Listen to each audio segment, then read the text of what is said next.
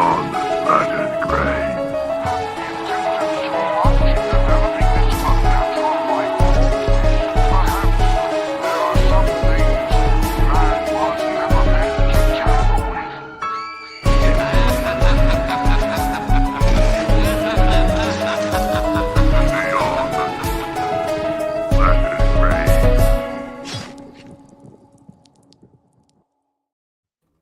What's up, everybody? Welcome back to Beyond the Splattered Graves. I am here, of course, one of your lovely hosts, Dylan from Splattercast, and to my direct right here or left, I don't know, is it right, changed on the screen? My right, yeah. So just introduce yourself, sir. I am Alex from Beyond the Void horror podcast. There you known go, as and Alex the Eldritch Outlaw. And then below us we have this little guy right here. This fella. What's your name, sir? I don't know. Okay. Hi, Pee-Pee. What's going on, Evan? You all right, buddy? I'm exhausted, man. I literally spent 10 straight hours editing yesterday and then got 4 hours of sleep. So sounds fun. Yeah, you know what? Live and let live, right? What up? Let's see here. We got Necromechanimal. Silhouetted animator. What's up, guys? Thanks for coming. Hey, what's going on, everybody? Hell Welcome, Captain Canada. There you go. All right. I like it. What's Go with happening, that. guys? What's going on? I have some rum and eggnog with me, by the way. I'm feeling very festive. There you go. Just don't pass out, right? I mean, just eggnog. Just eggnog. YouTube. Oh, will they not let you talk about that? I don't know. Real quick. I will only be here for half of the show tonight. I have a buddy's birthday. We're going to be hanging out tonight. I can't say what I got him because if I do, then he's probably watching. Whatever, dude. That's fine. I don't. That's fine if you want to go hang out with your real friends or whatever. Yeah, shit. I have to scream at Dylan for an hour for seeing Nosferatu before buddy. me either way, so it's fine.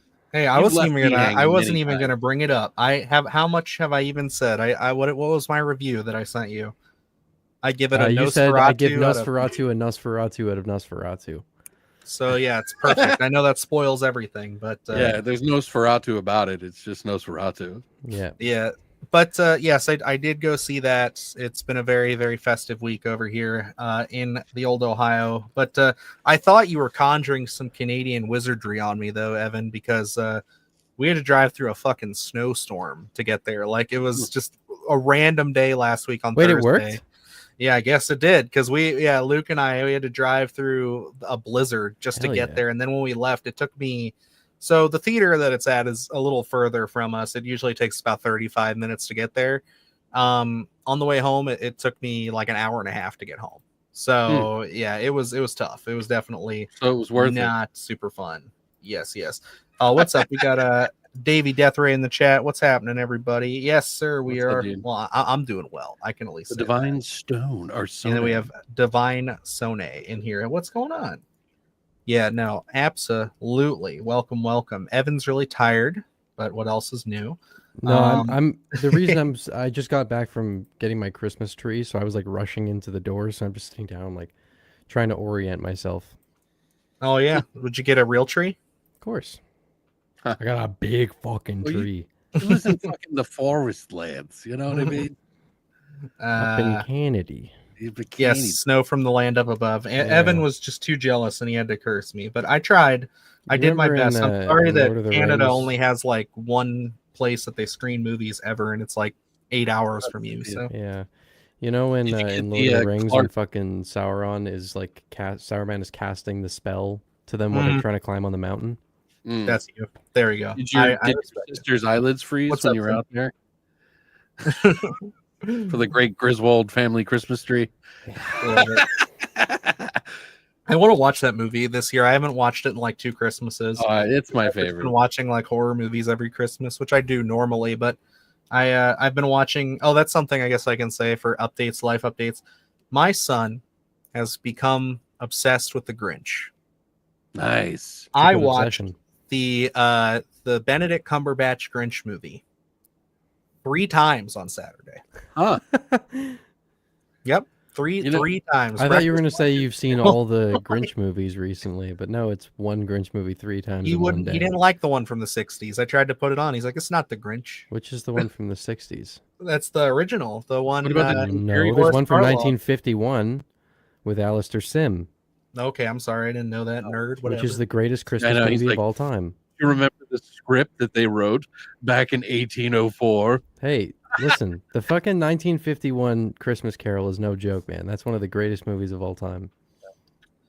I prefer Jim Carrey. It's funny that you bring that up because I actually went down a rabbit hole last night of the Grinch prank videos where they scare all the kids. Dude, I fucking was crying. I was laughing so hard. The fear in these kids' faces is just like they are going to die. And I remember being that kid on Halloween, and my friends' parents or my parents' friends would think it was really funny to do some scary shit to me, and now I can laugh at it because the trauma's already still here. No, I gotta say I love that. I thought that was such a fun idea. Something I saw was on Black Friday, someone made like a fake Facebook Marketplace post where they were like, I'm discounting my services for this day only, but you can book me to scare the shit out of your badass kids on Christmas if they're acting up. And it was just a dude in a Grinch costume. I'm like, hell yeah, let's go. I saw this little girl. She was like, oh my God. She like fell over a box or something like that. Dude. And they were like, oh my God. If you think that's funny, you need to look up Easter Bunny videos. Cause like there's people who get the evil Easter Bunny and like, that's not the Easter Bunny. Well, there's that meme. Do you remember that old meme? It was like 20 years or 20 seconds of laughter is 20 years of therapy. And it's got like this like Easter Bunny like going after this little kid. I love it. Let's see. The S in Saruman silent, or is that inaccuracy from the animated films? I don't know. That's Evan. You're the nerd there. You know what's up. Yeah. I've just seen The Lord of the Rings a lot. I don't know. Are you gonna go see the new one? No. The animated, the Rohan. What, you don't like anime? I haven't liked anything they've done with The Lord of the Rings since Return of the King came out. Oh, okay. You're a purist. Wow. Okay. All right. Whatever, man. That's rough. Rings of Power superior to the original trilogy. Just saying. I'm kidding. I tried to watch that show, and it was one of the most atrocious pieces of shit I've ever tried to sit through. I heard the second season's better. I have not seen it. It is. It's way better. Oh, okay. I started the first episode and I was blown away. That's like nothing I experienced in the first season. I was bored the whole fucking time watching the first season. I didn't even like The Hobbit. Oh, I didn't like the Hobbit movies either. I liked Desolation of Smaug because it was fun, but that was about it. Yeah. So are you going to write a strongly worded tweet to Peter Jackson? Probably, yeah. Okay. Yeah. Tell him that he's got to fix his stuff. I'm actually off Twitter. I don't have a Twitter account anymore, so I don't need. Oh, you hopped off? You just got on. What do you mean? Yeah, I know, but well, that was easy for you. Yeah. Yeah, but I was already like, I'm using it too much, and I have no reason to be using it. So I was already like, I don't really want it. You got to join Blue Sky with the rest of us. I did. I just haven't promoted it anywhere. Blue Sky's algorithms suck. Like I've been on Threads and I've been reaching like all these new people, and I understand it's Facebook, so I'm not exactly happy about it. But it's just nice to reach new people. I don't care about any of it. It's like I that's why I'm happy that YouTube has a community page, because like other than Instagram stories, it's just YouTube community is how I like to reach out to people, because it's like it's people. It's like other than like the 5 or 6 people who actually like respond to our posts on like Twitter and Instagram and stuff, it's like I know that I'll at least be able to talk to everybody using that. So yeah, well, that's the thing. I'm like, I agree with social media is cancer. Anything that like I would want to tweet out is something that I would want to reach my audience, and the easiest way to reach my whole YouTube audience is just to post it on YouTube. So like, yeah, that's true, and that's kind of how it's been getting for us too. Where it's just like as we're getting more focused and centralized, I'm like, the YouTube community tab is the way to go if I ever have anything serious, because like I'll post a poll on there for something, like if I genuinely need feedback on like an upcoming list or just something going on, and it's like, yep, it always works. Post it on Instagram, anything else, nothing, just crickets. It's like, So what's your favorite social media, guys? YouTube, because it pays my bills. Yeah, same. Which That's apparently, I think I don't remember where I heard this, but I guess they're talking about like integrating more of a social media aspect to YouTube. I'm not surprised by that at all. They've Where been it's going to leaning start further into that. They're going to start trying to integrate maybe like a different app or a piece to the app to make it more like timeline focused. So it's going to be interesting to see how that goes. Right. Yeah. But I don't even know if that's real. So it's like, I don't remember. I think I heard that on like a podcast or something. Bring dislikes back first? Dislikes are still there. Only we can see them. So it hits us personally. So, or you can go on. Or you just never know that they're there. Unless you look in YouTube Studio and intentionally seek out how many dislikes your video has. I do. Okay. You really do? I punish myself every once a week on Wednesdays. I have the plugin that just shows me dislikes anyways. I have an alarm set, so I have to come in at 6 o'clock on Wednesdays. Alarm? Yeah, I have to sit here for 30 minutes and look at all my dislikes and try to figure out what I did wrong. Yeah. Like a barbed whip that he like slaps his back like. It's like in the Da Vinci Code. Yeah, exactly. That's what I'm thinking of. Yeah. Mm-hmm. I just flagellate myself or whatever it is. It's 20 lashings for every dislike. God damn. 20 is a bit excessive. I was just going to go one for each. I wonder, you guys continue. I want to check something. I discovered I used 60 accounts to dislike his videos. Oh, I knew it was you. They're getting too consistent because all 60 pop up like within the first hour of the video. So it's like, it's wild. I do want to touch on this. Divine Sonia said, what's everyone's reaction to the Substance Golden Globes nominations? I didn't know about this until like I got home. Very happy about this. I was like pretty certain that it just got nominated for Best Motion Picture, but then looking at the actual Bloody Disgusting article, holy shit, this thing got nominated in like all kinds of categories. Yeah. Well, let's not go too deep because I'm gonna watch it this week. Finish it. Oh well, it's fine. We won't talk about the movie itself, but I mean, just the fact that a body horror movie like this is getting nominations, like it might have and you know, I don't necessarily care about these award shows that much, but it does give me some optimism to say maybe, just maybe, this could get an Oscar nomination. Should mention too, it's kind of denigrating it though, isn't it? Just calling it a body horror film, like in some way. It's just a film. Just a film. It's a body horror film, and it's a good thing that it is there. But well, I thought it was a good thing to highlight that it's a body horror film getting some recognition. God, it is also worth mentioning, by the way, that Mubi does have the pre-orders up for the Blu-ray and the 4K. Oh, really? Yeah, I put mine in a couple days ago or something. So if you want to snag one of those, you can finally do that. I'm very glad to see. I mean, we knew that it was going to get a nice. When does it drop? January? Yeah, it's like January. I want to get it too. It's like $30 for the 4K. Yeah. I don't care. I'm sure they're gonna have plenty of it because why wouldn't you? You know what I mean? Why would you not want to make money? Oh man, this hat is sick. I didn't know they had all this stuff for it. I haven't looked at merch, but they have merch for it too. They have the little bottle in the case. Yeah. Speaking of merch, I just ordered that $25,000 sarcophagus from Nosferatu. Yeah, right. He's like, I'm rich, bitch. No, but I did order the $25 popcorn bucket. So okay. I do 25,000. I do like this though. We're sorry you didn't appreciate your experience with the Substance. I don't like that the movie logo is there, but yeah, that you know, they gotta do their thing. You know what I mean? I like the bottle. Wait, you can get a water bottle? That's really cool. I may actually have to get that. It's $40. $40. Never mind. Right, yeah, it's like $20. Okay, that's excessive, but I get just it. Find a glow in the dark one and just say it is. It's you can customize this. Yeah. Let's see. Where's look at that. Look at Lars von Trier, The Kingdom. Oh yeah, the trilogy for the King. I have yet to see that. I don't want to watch it. What do you mean you don't want to watch it? It's not like all this other stuff. It's not. No, it's very different. It's very TV. Okay. Well, then I guess I can get past that. Where did you order this at, bud? And why not watch Lars von Trier? He's got great shit. He's got dicks breaking off. Like that's so cool. Oh, well, I'll find it on my own time. But yeah, no, I was just curious what. Antichrist, by the way, guys, I'm talking about, just so you know. For Oh reference. yeah, Antichrist. I'm not just some obligatory idiot. Okay. Thank you for the super chat, Silhouetted. Appreciate Oh that, yes, man. yes. Still got to get the Kingdom Blu-ray from Mubi. Yeah, we were just talking about that. Everybody's going nuts for it. It's definitely one that I wanted to see when it was coming out, because wasn't it? That's like a limited series, isn't it? Sort of how they were releasing that. I know it says it's a trilogy, but wasn't it like a? Oh my God, you're amazing.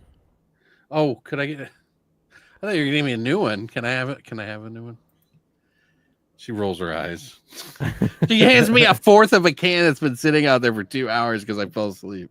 It's 3 seasons. Thank you, Silhouetted. I appreciate it. Yeah, Thank you, Christine. Alex. I appreciate it. I do. Let's see. I would agree. The Substance is probably my favorite movie of the year so far. It was definitely the most like giddy I walked out of the theater. It was the most surprising film of the year for me personally.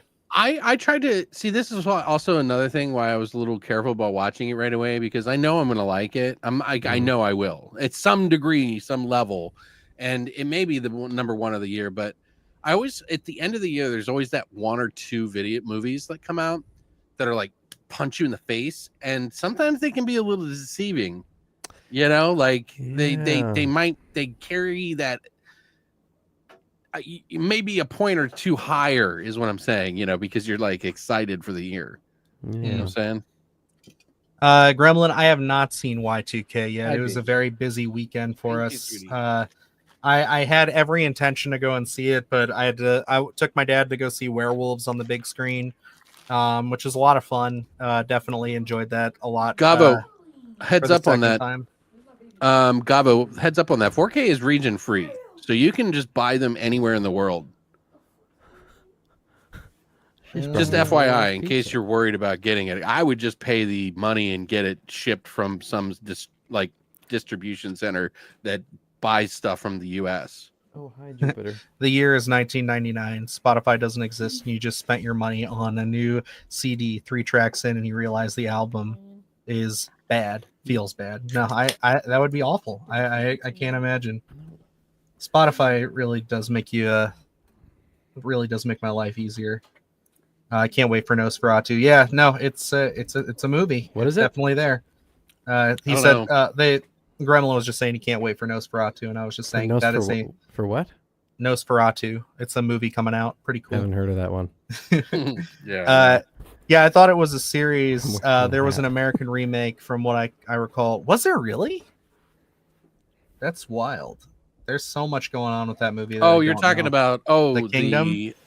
The Kingdom. Yeah, I have both of them actually. It's the guy sent me Resolution sent me both copies. He sent me the movie one, the old one, which was Lars von Trier. They did it for 2 years back in the 90s, and then came back in the 2000s, like the 2010s, to finish the fucking series off. And in between, they had an Americanized version, like in 2017, I think, where they did the Kingdom again. Mm-hmm. So I got both of them. I can't wait to watch both of them just to see what they're like. Because I know one of them has Alexander Skarsgård in it or whatever. Yep. Mm-hmm. Oh yeah. Let's see. I can't wait for Evan's Nosferatu. I thought it was 2017. Review. I'm trying to figure out how I want to approach that because, like, guys, I tried to get a screener for it. There were none playing near me, and they weren't sending out links for it, so I couldn't do it. So I can't see it early, which means that I will be seeing it on Christmas night, like on release night. I'll be seeing it on the 25th. You should do a live stream. But then here's the issue, though. But then I'm away with family for the next like 2-3 days, so I don't know when I'm going to be able to get a video out. But I will obviously be talking about This is how he treats you guys. Can't believe it. Yep. Well, actually, hold that thought. I have some toys. I have a little Dracula figure somewhere. I could. Oh, my Count Orlok. I could just reenact the entire movie for you with this guy and some like GI Joes I'll buy from the store. You know, it could be better. It could be. You know, Evan's like, I'll fucking kill him. I'll fix all the glaring issues. Did you watch the Herzog has. one yet, Dylan? No, I haven't. Bro, I'm planning on watching it soon. Please. Here. It's so good. I watched your video on it though. It made me more excited. So It's that was so a great good. one, by the way. Most overhyped horror movie of 2024, Maxine. That was a definite big one. Yeah. People are going to disagree with you. They're going to say Longlegs. Surely they will, but I didn't think. Yeah, that's a well. Here's the that's a thing. contender. Here's the thing. I think that after Longlegs came out, the overhyping kind of stopped. Maxine is still getting talked about with like a reverence that I just do not see. I feel But I really gaslit like by Longlegs. But I Longlegs. love Longlegs. So like to me, it wasn't overrated. But like that's it's going to be a subjective answer. So like for me, Longlegs wasn't overrated. I loved it. I But feel like I'm Maxine, being that was a fucking waterboarded mess. by Longlegs. Like people are like, listen, you're going to like it. You just need to watch it 27 times. I and didn't really then get you'll anyone like it. telling me about it. Yeah, it's really slowed down for me over here. It's just the occasional comment on my 5 films to watch before video now. Yeah. And like people just being like, Longlegs was dicks. It's like, okay, See, cool. That's I really stupid. like Don't be like Longlegs. that. Oh, this guy Silhouetted says in a violent. I'm assuming he means in a violent nature. I think that we were a little lucky because we got to see it early before there was any sort of hype train. So then like we didn't go into it with the expectations of people talking about it like it was the goriest, craziest slasher movie of all time. We just saw it as Gabo like 76 says Longlegs was way better on the second viewing for me. I feel like a lot of people would feel that way because I think the hype for that movie was insane. I think they liked mismarketed it. I gave it a above average score. I just didn't. I think it was just overhyped. That's all. I mean, I enjoyed it all, like pretty much all of it. I just think that they make a choice without getting into spoilers for people who haven't seen it. Like they make a choice with that movie where they commit to an aspect of it that I just thought was kind of the easy way out because I was excited to see if they kept it grounded. And I was excited to see how they kind of work through it and make it more thing. But then, they do what they do and it's like, okay, that's fine. But I was excited for more of like a Prisoners type thing where it's kind of, like I said, more grounded. That's the easiest way I can put it. My issue with it is that it feels like it was building towards other sequels rather than being a standalone movie. Was it? Because of some of the mysteries and stuff in it. Like, yeah, there's a story that's bigger than it in that story. Yeah, it may focus on these specific characters, but there's a evil that's like presence, like the whole dark side of things. I just never got the sense that they were like building towards sequels with that. I agree with you that there's definitely that presence there, but I thought that was just kind of choppy. Like it just felt like some obligatory stuff was in there, and then like other parts that made sense were with it, and it was like they were trying to be mysterious, and I liked the mysterious bits that they did. Like I said, like I liked the movie. I just feel like it just wasn't enough. Like it kind of jumped parts, like things that I feel like could have been interesting. I think the reason for me that Maxine is still like would be my pick for the most overrated is because like, while Longlegs was probably sold as a better movie than what it actually was, I just don't think Maxine was good. Where like Longlegs is still like a very well made movie. I don't mind Maxine. Like I haven't watched it again. I just I thought it was so fucking messy. I think like I will admit out of the 3, it's definitely the weakest. But for me, it was just one of those things where I think it was just like it was just a really poppy movie. It was just kind of like it was a fun little popcorn flick. Yeah, and I think the beauty of that trilogy, though, when you look at it on the whole, is like you have a little bit of something for everybody. You have an older period piece kind of.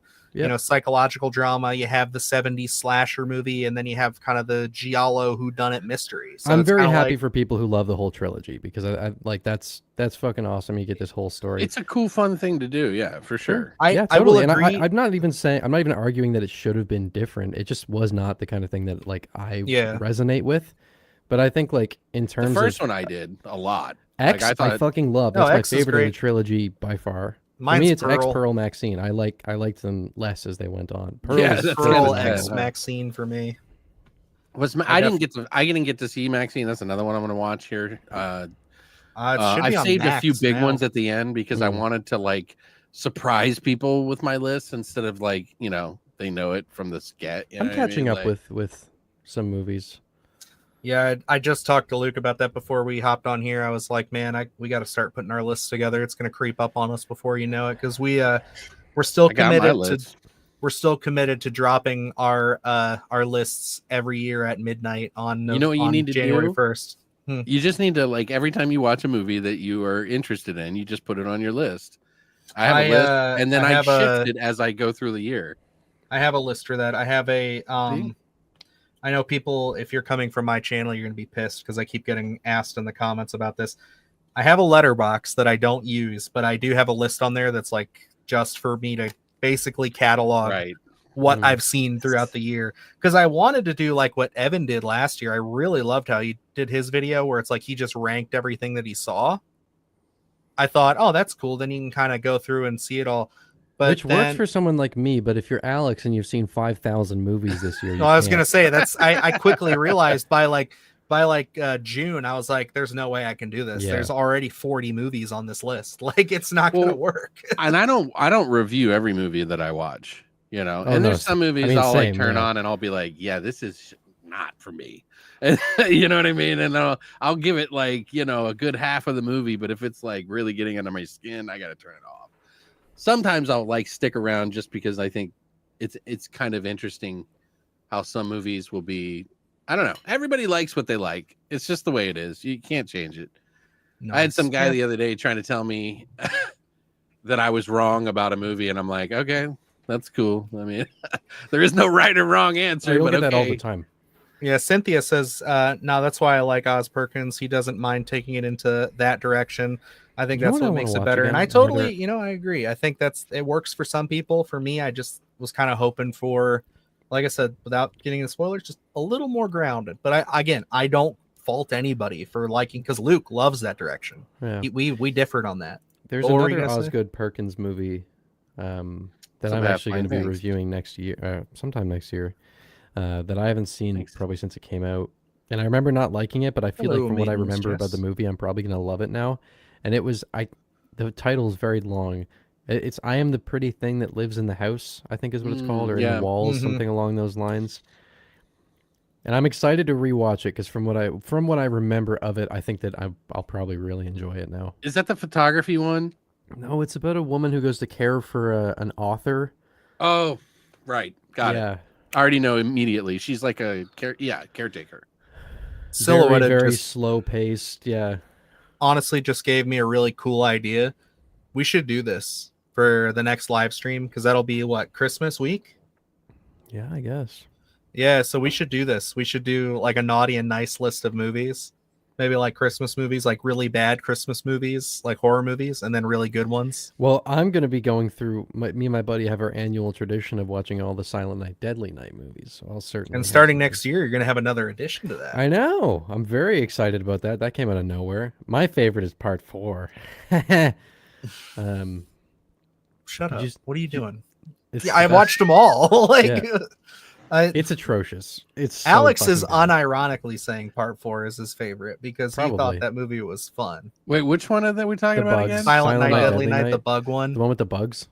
I didn't say it was my favorite. I mean, I like part 2 better than that one, but I still think it's notable. I like a lot of them in that franchise. I think the only one that's bad is the one that Bill Moseley plays the fucking Franken guy. Yeah, that's the most forgettable one for sure. Yeah, that's like the most horrible. There's like one scene in the movie that was good, and it's when he punches a hole through the door. I like that's the one that I remember the least about. Yeah. I honestly, this may be the dumbest thing you're ever going to hear. I love part 2. I think. Yeah, dude. Part 2 is fun. It's a classic. It's hilarious. Dude, do you know how many times in the last year I've just looked at my buddy who I watch this with every year, and I just go, red car. Good point. Dude, my favorite thing in that movie, it's so fucked up because I really don't care about sex scenes in movies. Like I'm not I'm not a it's never been a thing for me. Like even when I was a kid, like maybe I might think about it later, but anyway, there's a scene in the movie where the guy meets that girl and they go up to her hotel room, and it's like usually when you watch a horror movie, they have sex. But this was like him slamming her up against the wall and then drilling the hole into the wall. I was like, Jesus Christ. You know what I just saw for the first time, speaking of that kind of thing? I went in completely blind. I knew nothing about it. I found a copy of it at the mall, and my cousin was like, you have to buy this and watch it. I watched Blue Velvet. Oh, yeah. For the first time, knowing nothing about it. Bro, as soon as we got up to her apartment building, I was like, what in the fuck am I watching right now? Look at me when I'm fucking you. Oh my god, That's an interesting one to go in. I don't know if I've on. ever heard a character say "fuck" so many times in a movie, and he's good at it too. It's really disgusting though at parts, like it really is. Oh yeah, it's a vile movie. I actually just subbed to Dylan's Yes, I channel. do. Oh, Beyond awesome. the Void horror podcast. And that's what I was going to say. Yes, Alex does have a channel, and he just said it. So there you go. That is where you get the Beyond and Beyond the Splatter Graves. Our title. That's where it comes from. It's all leading the connected. Pack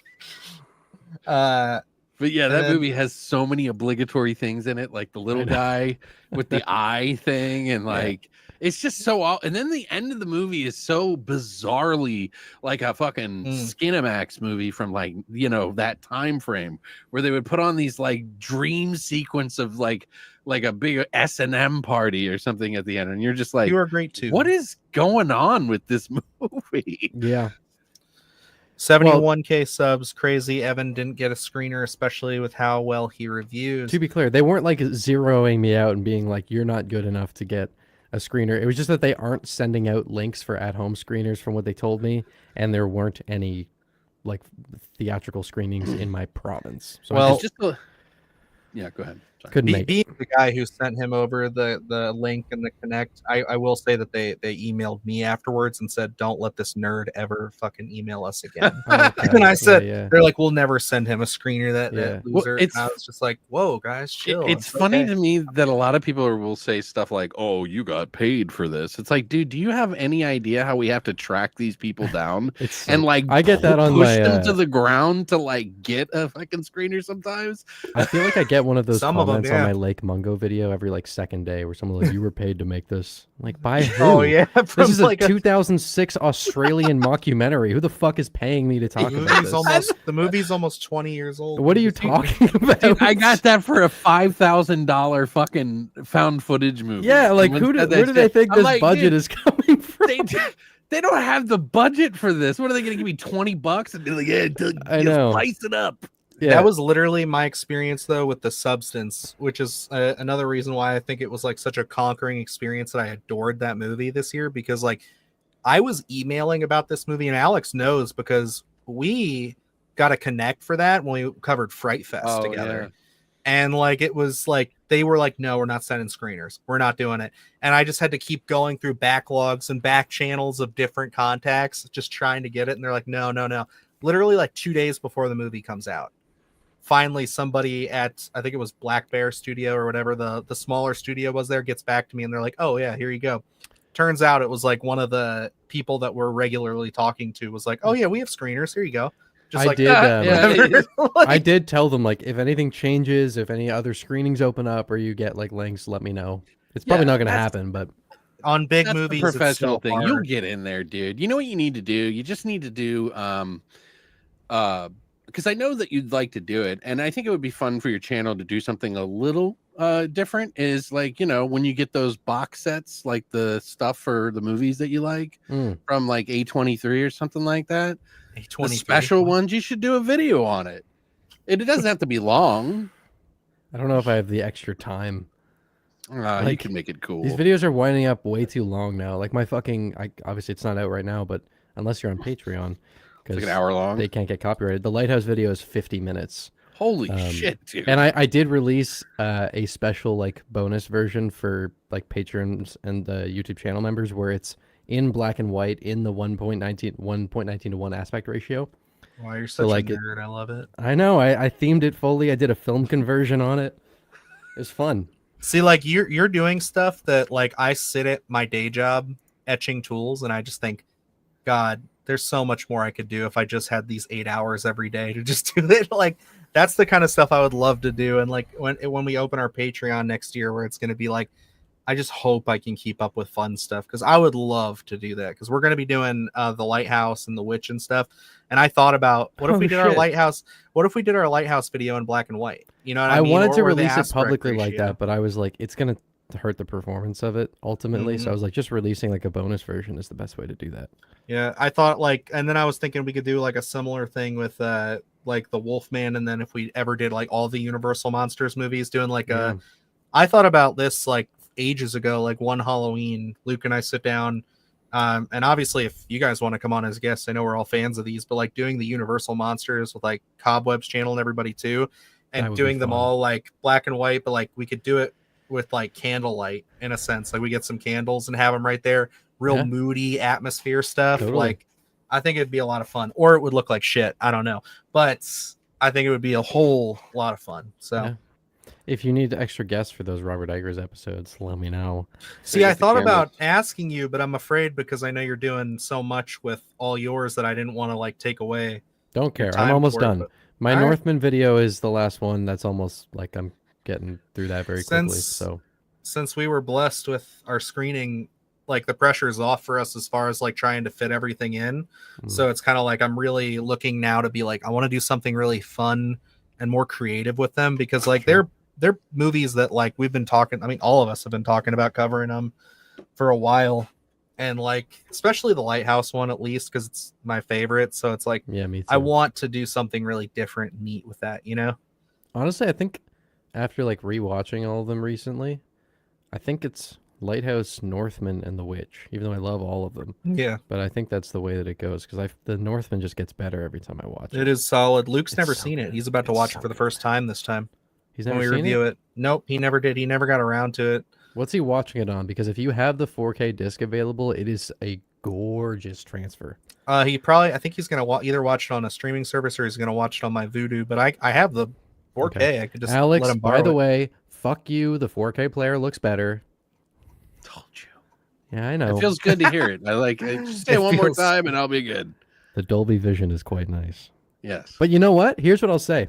The biggest thing that I think made a huge difference for me was that it can actually output at 24 FPS instead of the PlayStation, which is like outputting at like 30 or 60 or something like that.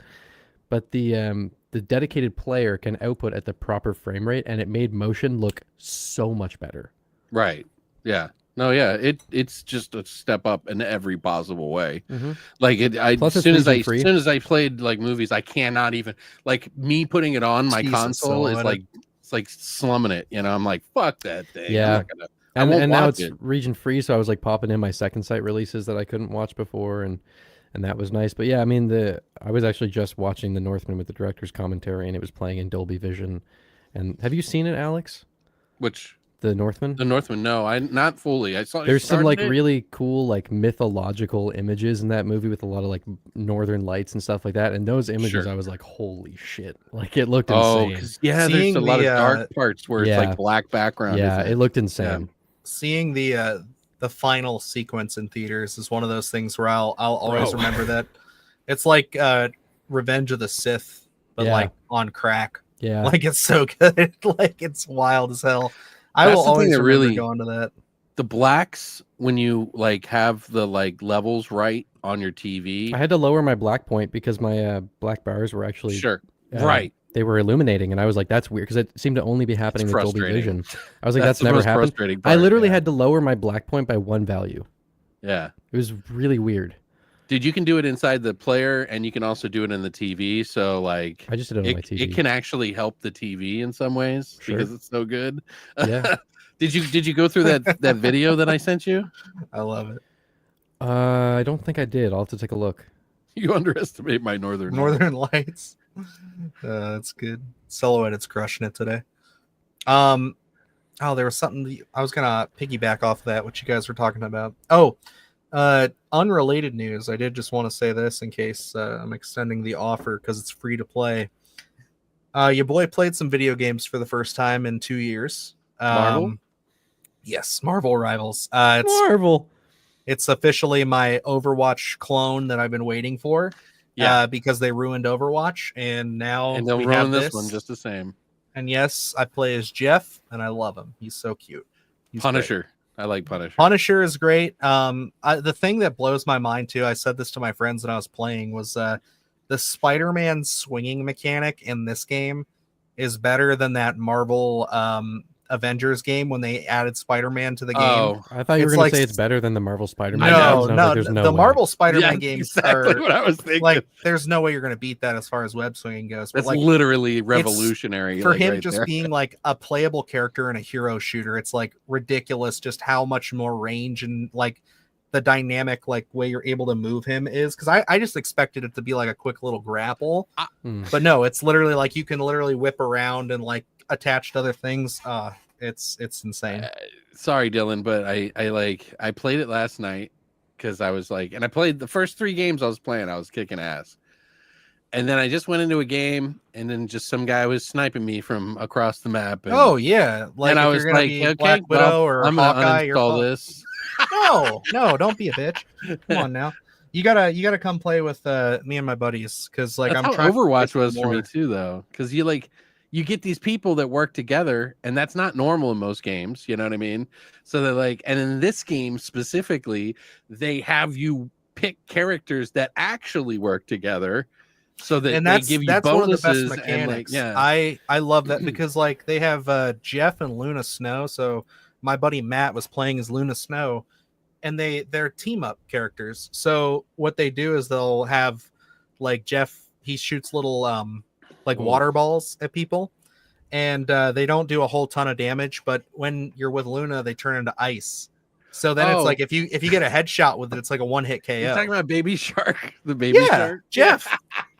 Dude, he's like singing the doo song in the fucking game, but it's different. It's like a different version. Yeah.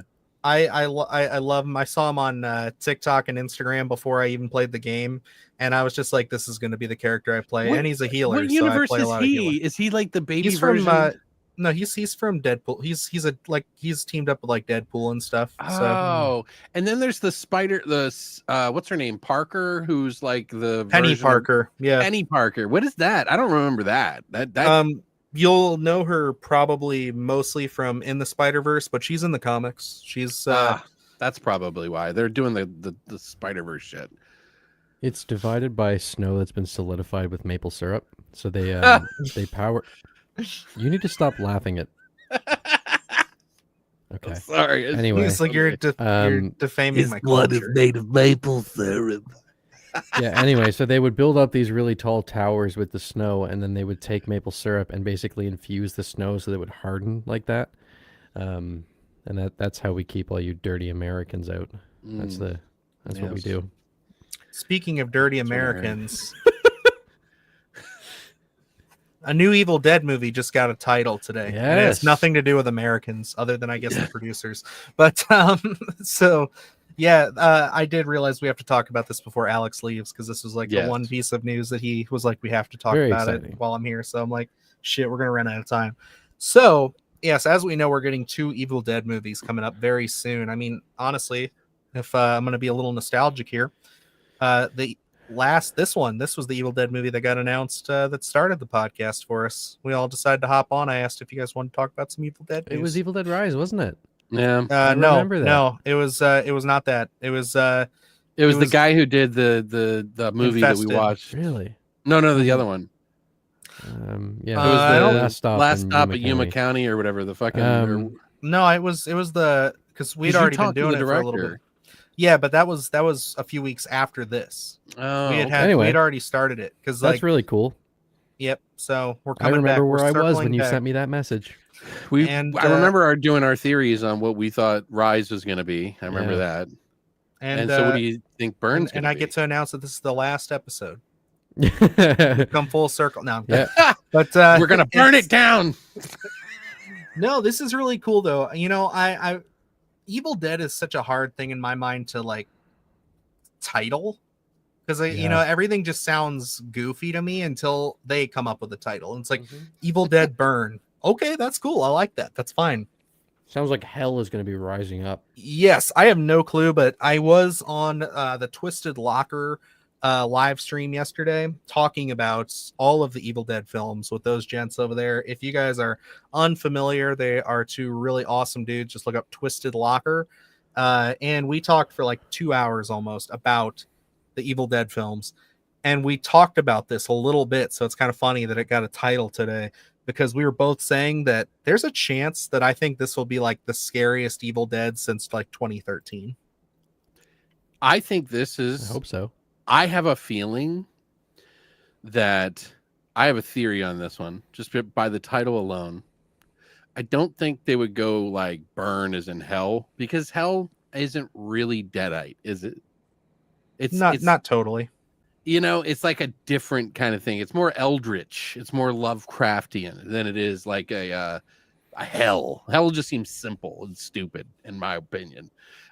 But like Evil Dead Burn would be, I could see, and I know they're probably not going to do it in a building because that's been done, right? Like an apartment complex. Imagine if it was on fire, though. You know what I mean? But what if you did it in a forest? Climate change. If you did it in a forest, It's about climate change. I do like where you're going with this. And there's a forest fire, and there's Evil Dead. Yeah, I was kind of thinking something like that. That would be kind of neat, though. A forest fire would be cool. Just up the ante there. Like, what if they're like one of those what do they call them? They're like when they're the people who go out and fight the forest fires. They have a specific name. They're not like a fire department. But I do think that'd be kind of cool if like you're dealing with that, where they're a little bit more put together. The reason I say that is because Infested, think about it. What were they dealing with? It's like there was things going on while the spiders were going on. So it was like you're this totally extra onto something element. there. Like if you had something of like a crew of people going in to deal with like a major forest fire and they encountered Deadites there, that could be fucking That's awesome. what I'm saying, dude. Yeah. Like It's different. We've summon never it, seen and anything then like the that. firefighters and everybody that come in, the rescue That could be people really good. come in and get infected with the fucking Deadites. And looking at And the they're quotes, trapped because the fire's all around them. they reference the quotes here from when he first got announced as directing and writing. His main quote was, "I told the studio that I want to make a nasty film, a film that hurts, from which you come away tested." So it's like, yeah, I mean, if you're thinking about people already in a tough situation with some nasty Deadite action, It's going to like, be a mean movie. Yeah, That's what I'm saying. Like more hellish than what I was thinking, to be honest. It sounds a little more. I don't know. Your idea still could very much be like a representation of hell. I mean, being caught in a large forest fire and having Deadites just sounds like the worst day ever. Like, I did hate that. Yeah, it could be more like metaphorical hell than like literal. Which he's not like, it's not totally off base for him to be very metaphorical, because like the whole thing with Infested was that, like, if you look at the interviews with him, he was comparing like how people treat spiders to how people treat like immigrants in France, and just how people are looked down upon, because the title's original name is Vermin. So it's like he was making a correlation there. So it's like it would not be totally above board if he was like, you know, hey, this one is about, like, I know you were slightly joking, but like I think there is some truth there that it could be like about, like, you know, an ecological thing, a forest fire. You know, there's definitely stuff you could play with that. Yep. And again, we were talking, I'm so like fresh with this conversation because of everything yesterday, but like there's so many like routes you can go with this franchise. It's truly unlimited. And like, yeah, this could be a really mean and fun. Well, and the end of Rise opened film up like such a massive world for them to. So now I'm thinking, what if it is more of like End of Days towards like a specific country, or if it's very socio-political and he's socio-political minded, it could be about burning down the nation and Deadites or something, or I don't know. I mean, I know that's it's the Purge, but Deadites. No. Yeah, right. Well, we already did that with werewolves, so bro, you know what it was, dude? Like, I'm sorry, I know you mentioned it in your review, and like that's cool. Everybody did, but like I watched a bunch of werewolves reviews, like back to back to back. Every single fucking person, like within the first like 2 minutes of their video, was like, everybody's been comparing this to The Purge with werewolves. Right. And it's just like, I watched yours first. I watched yours first. I wasn't meaning like you stole it or anything. I was like, I watched yours first, and then I watched like Jake's, and then I watched like a bunch of other people's as I go down the list, and it's just like, damn, that one quote that everybody took away from that trailer is just like completely. Oh, I didn't even see it. Was it in the trailer? No, but like when the trailer dropped, everybody was like, hey, it's The Purge with werewolves. It's like, it's gotta be. I mean, look at it. They started off the exact same way. Like literally everybody's like gearing up to go out. But yeah, I don't know. I mean, it's not like he was hiding it. I mean, he really used it. And Frank Grillo's in there, so come on. Like, what are you gonna do? Like, you're gonna get the comparisons.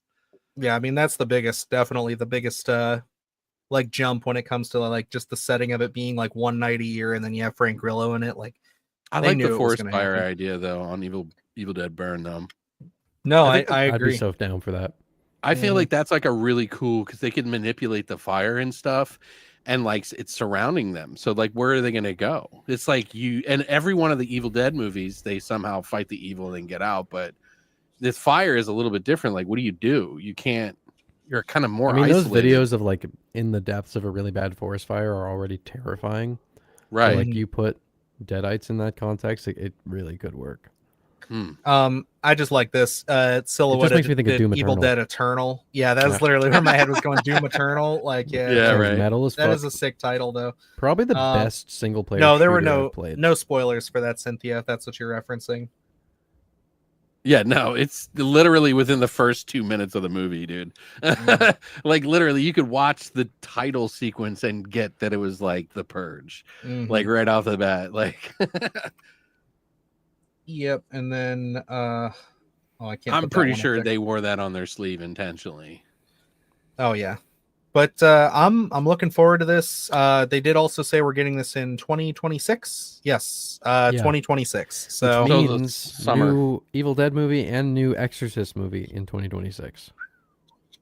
Shaping up for a big year that year. But I mean, 2025 is not looking too bad. I'll be excited. We should do a show where we talk about upcoming stuff for next year when we get into January, because like I would love to talk some more upcoming that would stuff. be an excuse for me to not have to make a whole video about that, because I kind of didn't want to already, so there we go.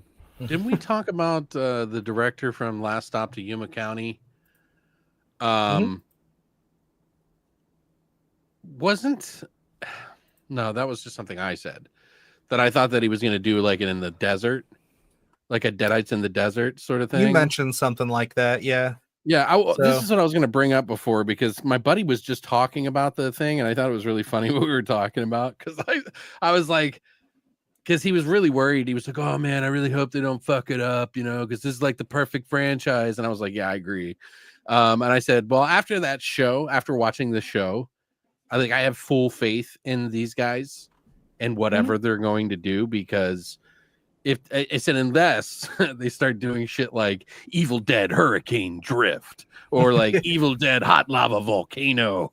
Hot Lava Volcano sounds good to me. It's so stupid. I was like, if they start doing shit like that. But I also wanted to point out something that I think about, that I really admire about Sam Raimi and Bruce Campbell, and fuck all the haters, anybody that has anything to say about them and about whatever they did with the last movie and all that bullshit. If you're not a fan of these guys, then don't be one. You know what I mean? But these guys are the ones that started out in the basement of their own home doing shit that they wanted to do. And not only that, are they making shit tons of money and could be complete fucking assholes about the craft, but they're picking new directors that have made nothing, giving them the dream to make a fucking Evil Dead movie, and not even putting their hands on it so much. They're just like, tell me your idea and then we'll run with it. And then that's what they do. Like, that's the spirit of fucking horror if I've ever heard one. And I don't care what you think about the last movie or not, but those guys are fucking all right in my book. Bruce, Sam Raimi, Rob Tapert, all of them. I mean, like, they haven't missed like at all in my book. I mean, I know some people have really soured on Evil Dead Rise for some reason. I still think that movie's awesome. Like, I think they're it's giving just them big budget money for small indie people, like that's so cool, man. We have to remember too that like when Evil Dead 2013 came out, it was basically the same reception. Like, there were people who thought that was cool and awesome, and then there were people who were like, oh, this movie sucks. And now it's pretty much universally loved. So it's like, I guarantee you by 2026, people will be much fonder about Rise. Dude, and it'll be you're right. One of those things was where they like just throw hated. it back, The remake was hated. So wild. I don't know if it was hated, but it was just like people were being really picky about it. Now, I was a little picky. I'll be honest. I still gave it an 8, but I was picky about it. Like, I was like, it didn't have the like vibe of the like Evil in the Woods. You know, like. And like I was talking to the Twisted Locker fellows last night about it. And it's like Evil Dead Rise. It harkens more back to like the tones of Evil Dead 2 than That's what any I'm of the saying. others, where it's like it does try to wear some of that more on its sleeve than because like if everybody anticipated it to be like 2013, where it's really hard edged and they're really just going for it, but he was more or less trying to give us more of a balance between that, where it's like, yeah, I'm still gonna have fun with it. There's still gonna be zany deadites, but it still has those moments like where it's intense, especially like right when the mom, right when the mom gets turned, like when she's talking to her kids and stuff, like it's intense, it's brutal. When the sister bites the light glass, bulb whatever, and stuff, yeah, it's like, dude, like it's wild. It does have its moments. So it's like, I don't know. Those kid actors did really good as Deadites. Like, and I love the grafted Deadite. I think like when we did our spoiler review, we were all over that. Like it was super cool. Yeah. My only issue with that, and I'm not going to say because I know some people might not have seen it, but we'll just, I'll just say that it kind of moved a little funky. But the reason that it did is because they went all practical. Yeah, they were definitely trying. Why. And I still appreciate it just because because you can't hate them for doing practical, at least. You know what I mean? Like those are people tied together in a suit. You know what I mean? Like Jesus. The actors were great. Were great in Rise. I also love High Rise Horror. Yeah, and I agree that all the actors in Rise did a great job. I thought that was very, very, very well cast. Look up Adult Swim's 2007 pilot called Stiff. It's an Evil Dead parody made by Aqua Team Hunger Force creators. I will have to look that up. That's kind of cool. They did a Thing one too in the movie. Oh, really? Yeah. Hell yeah. It's a full-on Sam Raimi tribute short film. I like that. I'll have to check that out. And why don't we move into our next little piece of news here real quick? Because this one kind of goes hand in hand. There's not much here to talk about, but every opportunity I can to bring this up, I want to. And before Alex dips out, I know he's got a little bit into this. Evan, I don't know if you've ever seen this or we've ever talked about it, but it looks like the directors of Don't Move, the most recent Sam Raimi produced film on Netflix, were talking about how they want to take a crack at Darkman. So, I am very, very, very excited, very curious, because, obviously Darkman has been something of a mystery for a while. It's like they had the kind of direct DVD sequels. But I think that this is an idea that's very ripe for kind of a retelling, a reboot. I think like a requel would be nice to kind of set us back in that world, but don't take away from it. I don't think I'd want a pure reboot or remake. That's me personally, though. I do hold that movie very highly in my my heart. I also know, just because of inside sources talking to Mr. Francis Galuppi himself, before he was announced to the world that he was doing Evil Dead, when he told us that originally he was pitched to come up with a Darkman concept, and he was trying to work on it, but in his heart of hearts, he just knew like he just couldn't give it everything that the fans would be looking for. Right. So we know that's a good for director. a fact. Yeah, they know for a fact that, and that's why you got Evil Dead. They know for a fact that they are trying to get a Darkman property back up and running. So I think it's only a matter of time. I just wanted to know what your guys' thoughts were on that. Not necessarily about the directors they mentioned here, right? But just like your thoughts on them rebooting Darkman. Completely unqualified. Haven't seen it. Damn it. Well, I've seen all of them, and we just watched them. I don't know, about a year ago or so. Did it for the podcast. I wasn't as fond of the movie as I remembered.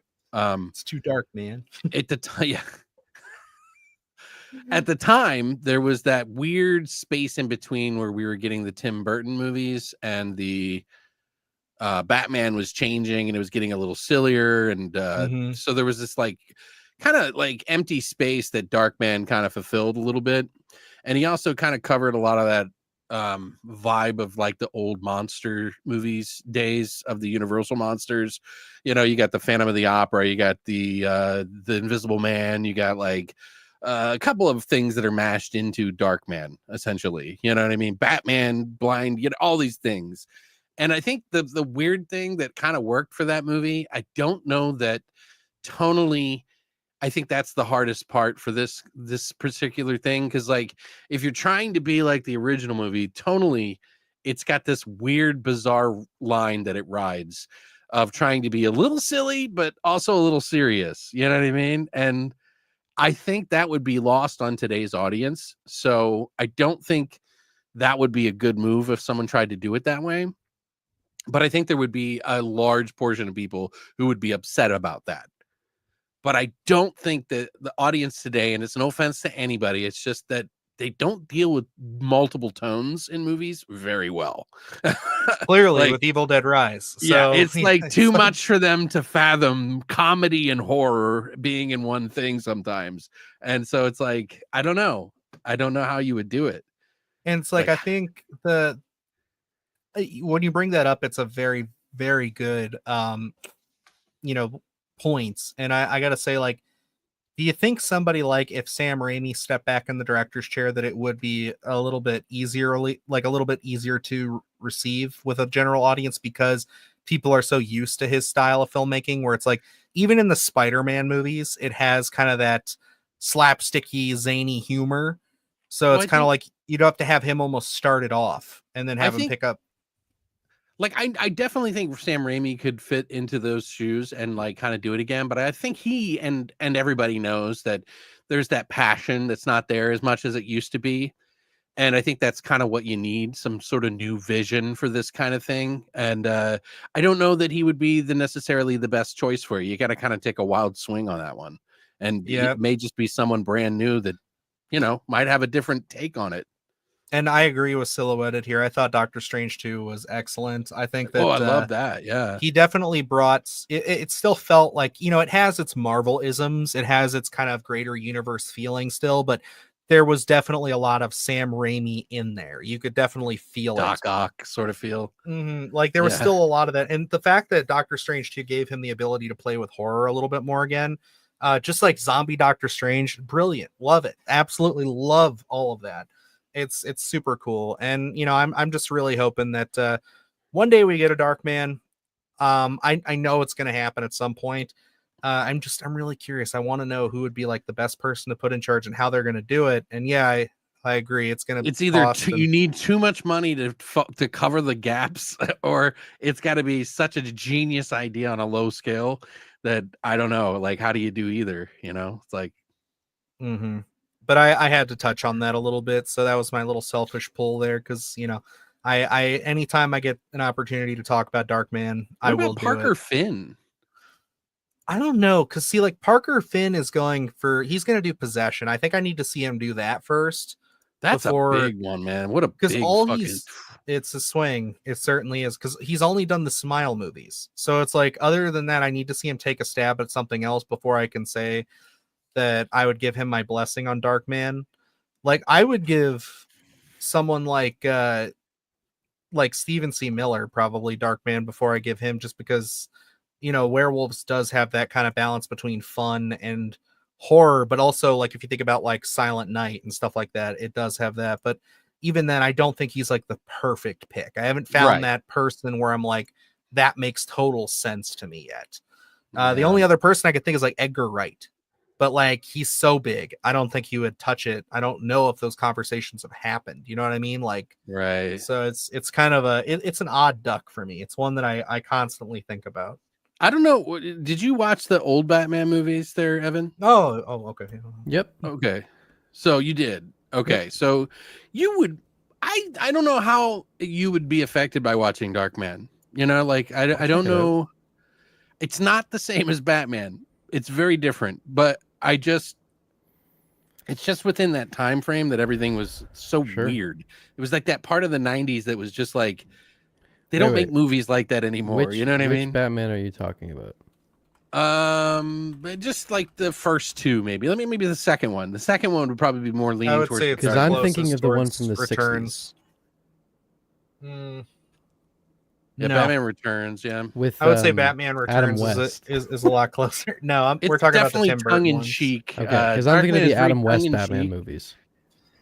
I would say it's closer to Batman Returns, with just a tad of Batman Forever in it. Right. It doesn't go full Batman and Robin yet. Like where it's going it real is crazy. it's a little crazy. But it's dark too. Like it's not like that's why I give the earlier Batmans towards the earlier Batmans because those were a little darker too. Do you want your weekly Evan hasn't seen this movie confession? It's Batman 89, Knight. isn't it? Dark Knight. Any of the Christopher Nolan. None of them. All right. Well, hey, moving along, guys. Let's, I love doing. Tell your friend that that you're not leaving. Okay, he's not coming back. I also That's haven't seen Interstellar. Shocking. Okay, I could live with Interstellar, but how have you not seen any of the Nolan Batman movies? That is fucking shocking. I liked dude. the Robert Pattinson one. That's great. It's a different take. It's a very different take, but like we're just old, Dylan. Those came out in the 2000s. Dude, like that's what I'm saying. Like I was what are you a talking child about? That's when I was went and growing saw up. that movie. It was prime time for me to see them. Evan I just makes didn't. me feel really old sometimes when I talk about stuff I like know. this. I make you feel old, dude. We're like 2 or 3 years apart. Relax. You just You're see me 20 walk how off old the are you? You're screen. 20? I'm 23. Okay, so we're 3 years apart, almost 4. Yeah, So relax. It'll be okay. all right. He clearly doesn't. I'm like older brother age for you, so it's like now I get to talk down. There's not. You did that get much the of a Possession, right? difference. You saw Possession, right? He has not Nope. seen it yet. No, I thought you bought it. No. Oh, I thought you bought it. I think he was flirting with it, but Yeah. because didn't it get an upgrade on 4K and you were talking Like, about it on one of the I shows? love Parker Finn and all, but I don't know, buddy. Like I that's love and pretty after big. seeing Herzog's Nosferatu, I want more Isabella Johnny. So like, It's I really think you're gonna fuck with that movie hard, Evan. Possession. I think There we that's go. like a perfect movie for why you. is it a $75? I think Lars von 4K? Trier should do it. I don't want Lars von Trier to really Or do fucking movies that aren't Guadagnino. something he wrote. Guys, I Guadagnino gotta be would real. be great. I don't want to spend $75 on this You shouldn't have to. Why is it $75? because I live in Canada. Oh, it's Canada. Oh, That's why. that's Just right. ship it to me and I'll ship it. Everything's better in Canada, though. Maple bitch. No, When I'm did I just say kidding. that? You called us dirty Americans. You did call us dirty Americans. And I a little also while said that ago. we had a tower of congealed maple syrup. Yeah. That's You not think real. that's sanitary? No, it is real. I It's don't just know. Isn't that like you're like? Don't you guys like at church drink that? Is like the blood of the girl. Yeah, It's the if blood you- of Christ. if you they do give it out at mass, but the big thing is if you don't consume at least 500 milliliters of maple syrup a day, your insurance rates go way up. Like it's rough. Yeah, I mean it's pretty big there. I mean you have it on the $10 bill, was it, or the $20 bill? I think I know exactly which scene you're talking. I'm assuming you're talking about a scene in Herzog's Nosferatu. You see one small face of Orlok in the corner. I think I know what you're talking about. That movie has some of the most like eerie imagery you'll find. It's so good. It's so good. Yeah, the only thing holding me back from that right now, even, is I don't know if the Blu-ray that I'm trying to order has both cuts on it, because that's what I want to get. Which Blu-ray is it? It's just whatever's on Amazon here. Is Hang it on, the I'll Shout show you. Factory? I don't think it's Shout Factory. Send I me didn't the even link. know Shout Factory did it. I will. Send me the link. I'll look at it. Because the Shout Factory one has both versions. That's how I watched them. Yeah, underrated shot. I think I know which one you're talking about.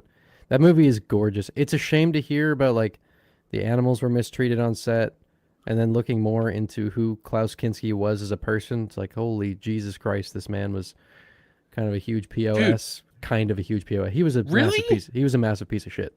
His daughters came out after he was dead and said that he was like sexually abusing them from the age of like 4.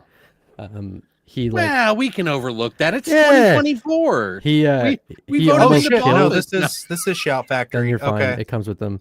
and it's on sale right now. It's $11.49, and I Get can it. get it on Wednesday. I'm buying it right now. Yeah, so like also with Kinski, he like fucking injured like a ton of extras because he would just like beat the shit out of people randomly. He almost killed a guy, like an indigenous man, on one of the shoots because he hit him in the head with a sword because his coffee was lukewarm. Like Klaus Kinski was out of his fucking mind. Jesus. Yeah, it's bad. It's pretty bad. Oh, Hold on. Was he the guy that got burned I don't think like so. on half of his body? No.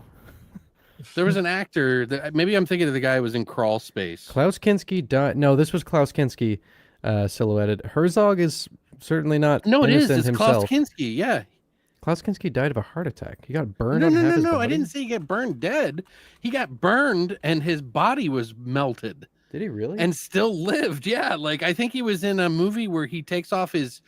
He's like he's an alien at the end of the movie, and I can't remember what it is, but he took his shirt off, and they You're were saying like, he was burned "Oh." like in real life or in a movie? Yeah, in real life. Because I can't find anything about that. Hold on, it might be him, or I'm getting him confused with somebody else. But I Yeah, just because can't. I looked this up and there's nothing about that. Well, there's someone. Like I said, I've admitted that it could be somebody else, but I just can't think of what it is. Yeah, sure. That's why I asked the Yeah. question. It was a question that I asked. I'm trying to answer.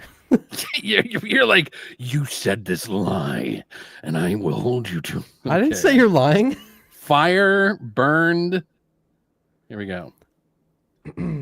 I know that Herzog had thought about killing Kinski by burning his cabin down once because he was so annoyed with him on set one day.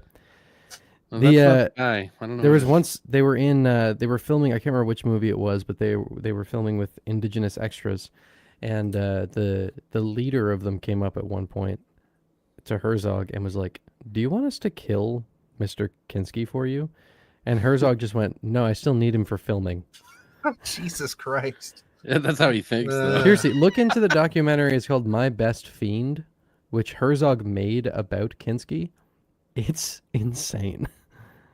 That's wild. This is everything I hear about Werner Herzog in like all of his films, like everything this guy's ever touched just has some kind of crazy ass backstory to it. Like, You ever seen the interview of him just getting shot and then not caring at all? Yes. He just but Oh. then I think about that, and then I always think about when he did that Grizzly Man And documentary. he just like let a bear stand behind him. Yeah, but then he's the scene where he's talking to the lady who has the recordings of their and he's just like, "You should destroy this. Destroy this. You don't need ever to listen burn to it." this." Like, it's just that was like one of those things when I watched it, I was just like, God damn. This is who it is. I was wrong. It was I was getting him confused because he kind of looks like Klaus Kinski a little. Okay. That's Richard Lynch. He was literally burned. His entire body was burned, and he survived it. And it's like Damn. this insane story that he's told. That's crazy. And he's in the movie God Told Me To, okay. the 70s movie about people who just start like hearing God talk to them, and he tells them to go out and kill for him. Nice. And it's a really cool movie. It's the 70s movie, so they didn't have like, the means to really expand on it like they would nowadays. But it's a very cool movie, and he takes off his shirt in the movie, and they were Nice. talking about when he did, he was so nervous about it because his entire body was at one point burned, he almost died. Yeah. Jesus Christ. Have Yeah, you guys I- seen the image of Klaus Kinski strangling Herzog during filming of one of their movies? Is it a real one? Yes. Yeah, Dylan, I'm I'm gonna send it to the group chat right now. Okay. And I don't know if you can like pull it up or something. I can. See, back then they would think of these guys as auteurs or like, Yeah. Oh, you well, don't he mess was with also these. diagnosed, by the way, with like actual psychosis, so that's worth Right. mentioning. That's what I'm saying. You're a genius and you're Yeah. also crazy. So it's Yeah. like that's why people overlooked all those directors that would like put people through fucking hell. Totally. like fucking even what's his name from The Shining? Kubrick. Kubrick. Yeah, Oh, Kubrick totally. was Lucio Fulci did shit like that Yep. too. Like it was like a whole generational thing. Okay, I just sent that image to the group chat. It's such a funny fucking picture because Kinski is strangling Herzog and Herzog is just laughing. You want me to pull it up? Yeah, it's in the group chat. I have Okay, it. hold I'm on. working on it. Okay. But It's an Yeah, it makes- insane picture. I'll fucking kill you.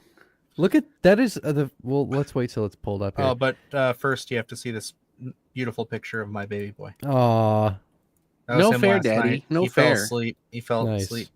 Don't say he looks like Gage. Don't do that to me. What the fuck is wrong with you? Don't do that. No fair, Daddy. No fair. No, he's cute as shit. Oh my god! I don't hate kids. I just laugh when they get scared. That's all. I just laugh when they get scared. Yeah, look at this. This is amazing. So I thought he was getting strangled. He has a sword to his throat. Yeah, I think he had just gotten done. He is holding a sword to his throat here. But I mean, that face on Kinski there is rage that I don't think most people will ever feel in their lifetime. Was he considered to be a what do you call it when they would get into that dark place in their mind? You know, an actor. What do you call it? Like method actor. Yeah. No, he wasn't. Actor? Okay, he wasn't. So that's he was just really out of his fucking crazy. mind. Yeah. Like he would throw the craziest fits over absolutely nothing. I remember there was a story where Christian Bale, an extra had been bit, or at least a crew member had been bit by a very poisonous snake while they were working on building one of the sets. And he was like, there's no hospital near us, they're in the middle of the jungle. He's like, if I don't cut my foot off right now, I'll be dead in 5 minutes. So he immediately cut off his own foot. So then obviously the whole crew, he's just a psychopath. Yes. So the whole crew is caring for this guy who's, just lost his foot. And Kinski threw a fit because the attention wasn't on him anymore. Like he wasn't the center. So he just lost his fucking mind. Look, buddy, you got to cut off your foot if you have attention. You're going to have to cut off 2 feet. You know He what I'm also saying? got furious about directors saying action or cut. He didn't like that at all. Made him really angry. This He said, is- say Klaus. This is literally like some oh my god, Godfather Apocalypse Now. What's his name? Oh yeah. That one guy. Yeah. Marlon Brando. Marlon has Brando. kind of like behavior here. You where it's need like to you're watch just this so- documentary. My best fiend. Now I want to. So it's so funny because like, what's his name? That scene though where he's in the cave and the whole the Marlon Brando movie you're talking about. Yeah, and Apocalypse Now. Apocalypse Now, yeah. Yeah. Dude showed up to set, I gotta go. like, My doorbell's ringing. I gotta go. 40 pounds over. All right, buddy. All right, bro. Catch you later. Love you man. guys. Take care, Have a have great fun. night. Yeah, My you too, friend's bud. birthday tonight, so I'm gonna celebrate it with him. And I Happy hope you birthday guys- to your friend. I will tell him. Thank you guys. Fuck yeah. See you, Alex. Bye guys. Bye. All right, now that loser's gone. Nosferatu. Yeah. Do you want to talk about the? I would like to hear a the little bit because coffin? I had checked about 2 minutes of your review, but I had to do something else, so I didn't get a chance to fully watch it. Okay. I am curious, like, what did you think? I mean, it's you kind. I'm going to be very careful with my words because I really don't want to give off too much of an impression for you. Mhm. But I really enjoyed it. I thought it was obviously extremely well done. From the cinematography is I've heard just the as good cinematography is as like it's the way I phrased it in my review is like this is the inevitable progression of Robert Eggers' career where it's like you knew this was coming, you knew something of this caliber, of this scale was going to happen with him, and it's this film. It's where you just know from frame one to the final frame, you can tell this was a movie that he has had mapped out in his head for decades. since high school. Yes, it feels that way. It feels like everything is so deliberate, everything moves the way it's supposed to move. That being said, I think the best thing for me to do is just to give you my only 2 real criticisms of the movie. And they're very vague. Okay. One of them is like a total personal preference. Well, technically they both are, but one I'm very curious to get your opinion, and I can't say anything more about it than just there's a character choice in this. I won't say with who or what. They make a decision to do something, and I thought it was very odd. And I wasn't totally on board with it at first. By the end of the movie, though, I was fine with it. But it is something that I did not expect. And I'm very curious to see what you're going to think of it. And I will say the only other thing is just that first act of this film. Because this is obviously a ripoff or whatever of Dracula. It's the whole, obviously, you know what's going on. They're going to the castle. He's doing his thing. You know, it does at times. There's a few little things they do to make it interesting and keep it moving.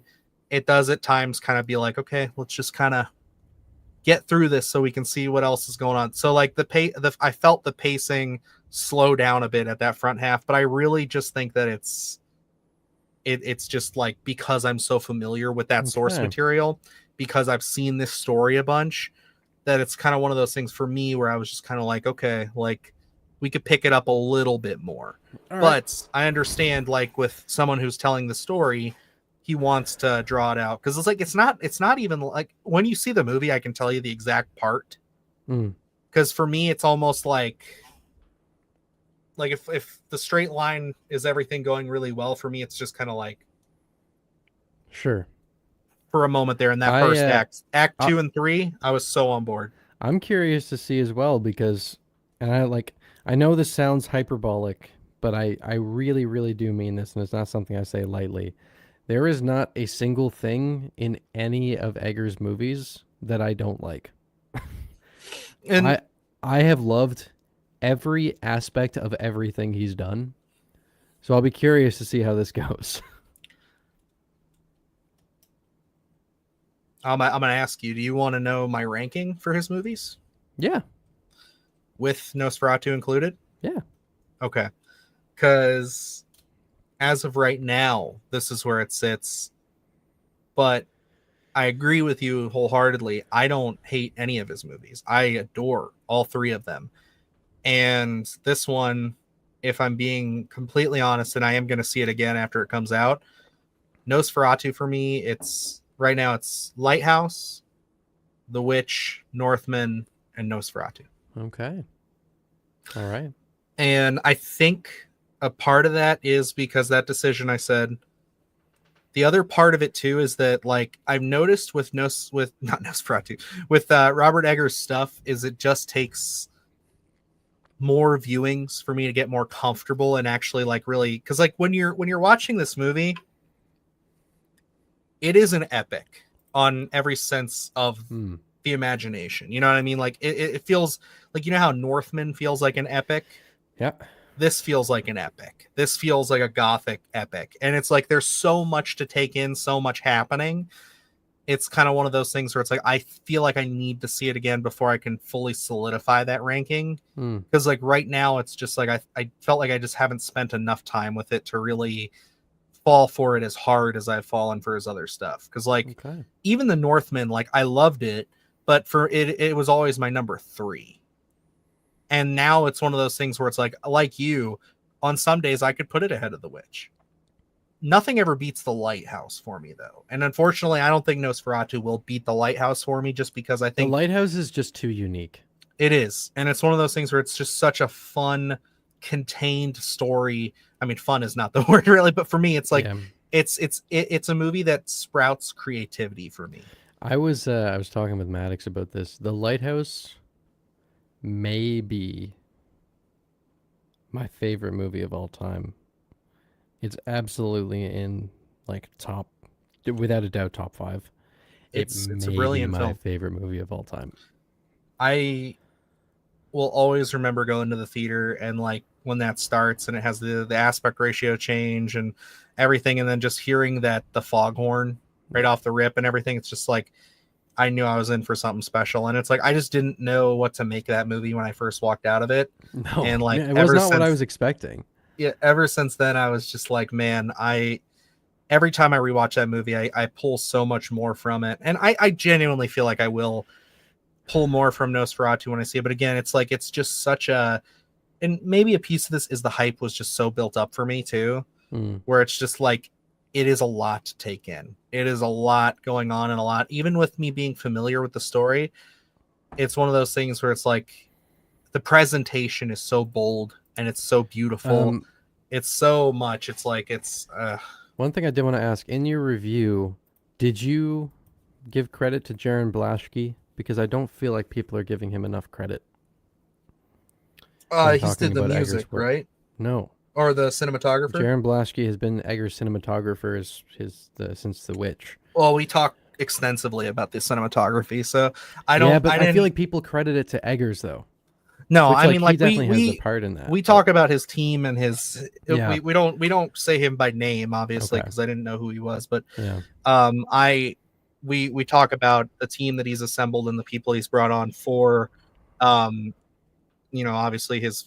Robin making Carolyn did the cinematography. soundtrack.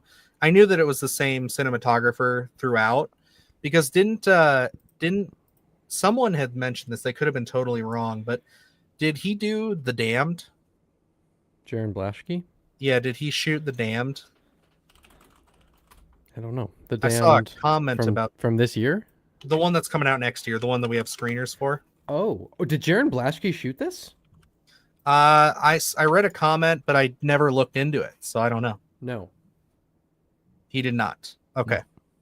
I was So gonna then say I would have. They were talking out of their ass then. Yeah, Eli Aronson, it looks like, did that. Okay. I haven't sat down to watch that yet. I have not either. It's just because their embargoes don't lift until Yeah. the end of the month. So it's I have another movie that I have to watch this week that I can't even say right now, but I can talk to you about it after. Oh, okay. Yeah.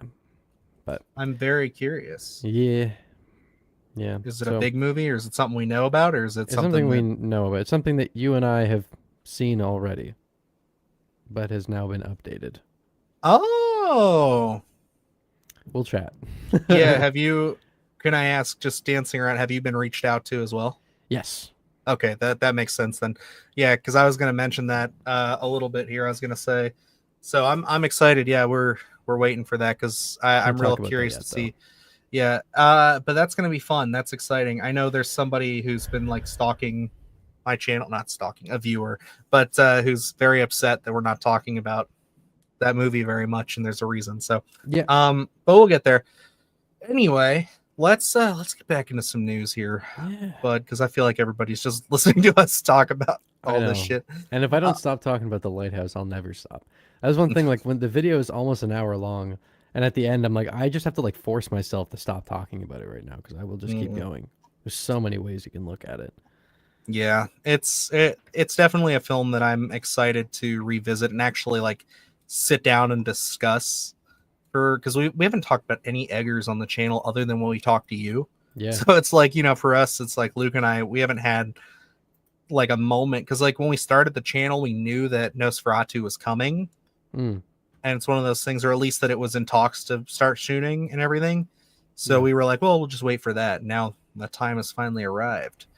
Do you want to talk about 28 years later, or oh shoot, where'd it go? I had a couple of these. I'm gonna tell you something, Dylan. Huh? You ain't seen any of those, have you? Evan, what news do you want to talk about? That'll probably be easier, so that way. The Evil Dead thing was the main story that I had been looking at. I've been so busy though. I think I wrote some things down, but I've been so fucking in my own world trying to get that Lighthouse videos done, because it wound up way longer than I thought it was going to be. That I haven't really been paying attention to what's been going on in the news side of things. Although that remaster of The Thing just came out, the game. Yes, that was one of my topics I wanted to discuss, so we can talk about that a little bit. I haven't played it yet, but I've seen the reviews have all been stellar. Yeah, I haven't even played the original, but it looks like something that would be a hell of a lot of fun, and I have considered streaming it maybe. I watched Dr. Wolfula play a little bit of it this weekend. Oh yeah, I saw that he's been a big supporter of it this weekend. He was like, every post he made about it was like something positive about it, which I have to admit I'm a big fan of him, but that's very rare. It seems like for him to have that many nice things to say about a game, especially a remake, like which he's opinionated, and I appreciate it, because at least he's not bullshitting me, especially when it comes to games. But like I was very happy to see nothing but gushing things about it, because it's my favorite horror movie. It's the game version, or the sequel technically to it. And I really, really want to dive into it, because I only ever played a portion of it one time on my cousin's Xbox, and I never even got past like the first level because I was a child. Okay. And now I really I want to dive into it. Plus, like, how much is it? Like $40 Canadian at least. I just have so many like unplayed games right now. It's like I don't want to buy another thing and add to the list. I need to like. You don't I have want such to buy another thing. Huh? You don't want to Oh. buy another thing. Come on. See, Silhouetted made a face. He gets it. He made that 3 minutes ago, Dylan. So, It doesn't count. um, You know what I want you to play is Fears to Fathom, yeah, or any of the puppet combo games that Alex and I were talking about, because I think you'd like those. Fears to Fathom. Oh, this is a series. Okay. Yeah, Let's see. they're very. Wait, fun. is this the one where the dude's like taking the picture from the watchtower? Probably. I've only played one And of them, but all I the have the rest. cultists I'm and stuff? probably gonna stream them. Yeah, I think that's That game looks wacky as hell because he takes the picture and then everybody turns and then they start I chasing don't him. know. It's I've like- only played one of them. Oh god, it looks like it's straight out of The Empty Man. But that was such a good movie. What I want you to do is find Night at the Gates of Hell. It's a puppet Okay. combo game. Only takes a couple hours to beat. But it's like a Lucio, it's basically like a Fulci love letter. Oh, okay. Yeah. I see right here. Yeah, Night at the Gates of Hell. It's fucking awesome. Maddox recommended it to me actually, and I played it in one sitting, and it was a blast. Oh man, this looks like an old PS1 game. Yep. That's sweet. This looks like oh, what are those arcade games? Dead House or whatever? Yeah. House of the Dead. That's yeah, what it is. It's kind of got a bit like a similar vibe to that. That's sweet. I'll definitely check that out. Hell yeah. Yeah, I mean, right now, if I play anything, it'll probably be Marvel Rivals, but that's just because scratching that Overwatch itch that I've been missing for so I long. don't really play many multiplayer games. Like I was playing Call of Duty recently with Jake just because it's on Game Pass, and it was like I can just download it and fuck around. It's been fun. It's the first time I've had fun with COD in many years, but I don't really play a lot of multiplayer stuff. So I have the Game Pass with the PC stuff included, like the Ultimate or whatever is what I pay for. So you should play I with can. me and Jake. That's I'm considering it. Considering like I just got back into this, and it's like if I do play some more games, like yeah, I might as well hop in there. It would be fun. Totally. Because I've been wanting to give it a shot.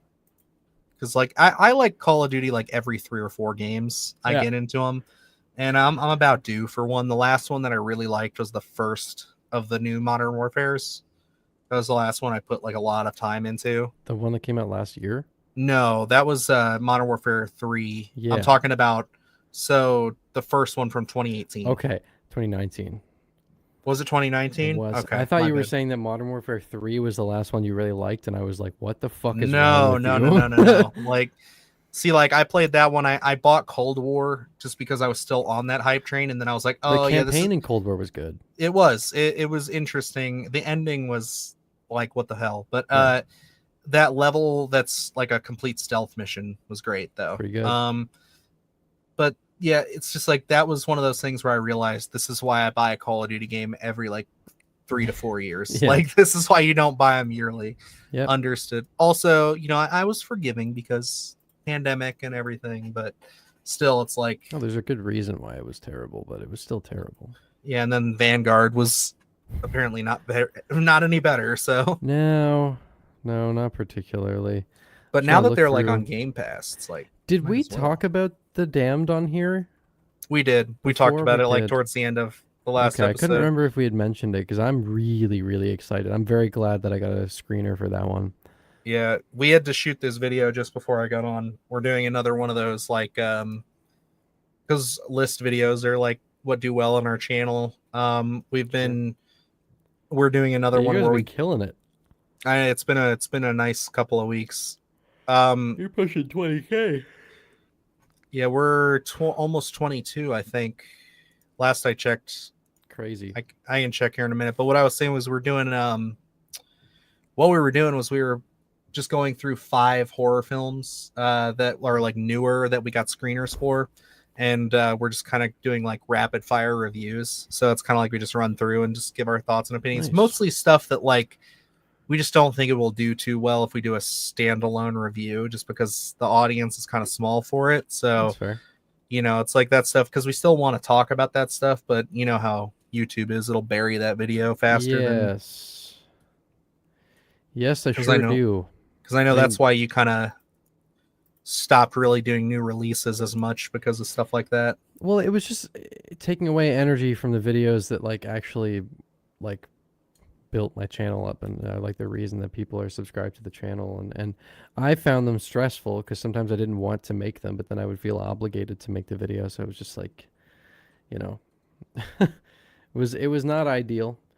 So I'm glad that I'm not really doing as much, and that if something comes out that I want to talk about, obviously I will. Like I reviewed Terrifier 3, and I'll probably talk about Nosferatu as well.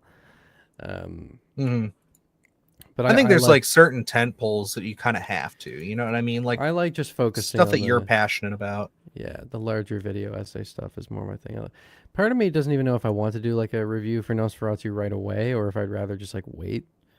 Because I feel like the thing that makes Eggers' movies interesting is really talking about like the detail work in his films. So, we'll see. I would say, and this is just a purely selfish, you know, kind of thing, being, you know, a fan of your channel, not just your friend, I would say that you should do at least because you know how we label our reviews as raw reaction reviews.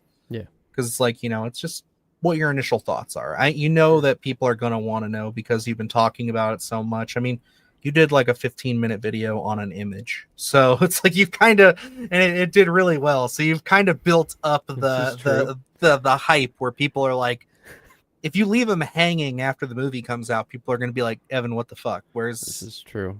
What did you think? Like, I've thought about like certain things like that where like if I put up a review of like the original Haunting of Hill House movie, or if I reviewed like Haunting of Bly Manor, I know that it would be like, what the fuck are you doing?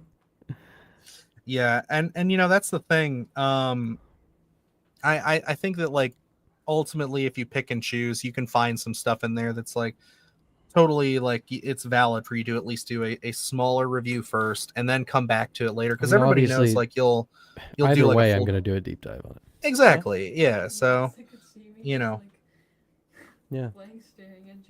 Yep, you're just picking shit out of his ass. Let's see.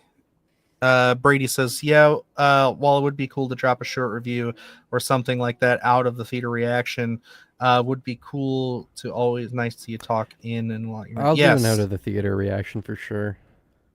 Although it's gonna be pretty late because I'm going to the fucking 10:30 p.m. showing. Yeah, it's like that's why I've considered like for certain big movies, especially once we're like full time, if we don't get like a screening for it up here or like a screener, you know, if we're going night of, it would make sense like to just do like almost like because I've seen people do like out of the theater live shows, you know what I mean, where they sit in their car and they talk for a little bit with their buddies, just giving them their absolute rawest thoughts, and they can talk with the audience. And I've always thought that could be fun. That's cool. But it would have to be something like if there was like a new Halloween movie or a new Friday the 13th, I feel like that would be something that is warranted. A new Nightmare on Elm Street, it's one of the big ones, you know? Yeah. Like, I mean, for me, this is bigger than like any of that. Oh, 100%. Basically. So like, I probably still will end up doing it. Oh yeah, I know, Brady. It's so weird for me to be doing a deep dive on a Nosferatu movie. So strange. I hadn't even seen the Herzog one until after I finished my video for the original. Mm-hmm. That was a recent first viewing for me, and it just fucking blew me away. Yeah, I'm definitely gonna order that Shout Factory one after this because it's $11 is ridiculous. Because like a week or two ago, it was like $25. I plan on it. That's why I was like wanted to. When you were talking about it in your video, that's why I was like, I want to see both cuts, but I know I want to do the German one first. Because like you don't have to twist my arm. I'm usually going to go for the original language, just because. For me, this is a different situation though, because the English is still the language they shot the movie in. Like, yeah, but it's a little different. But I do think the German one's better.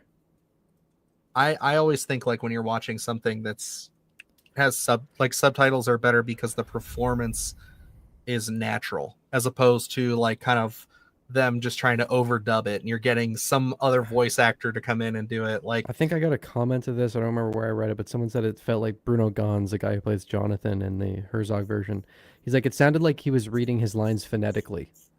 Mm-hmm. And like didn't actually know the language. He didn't know what he was talking about. He was just reading it. I mean, he probably did, get it out, but like you kind of get that like stiffness from it.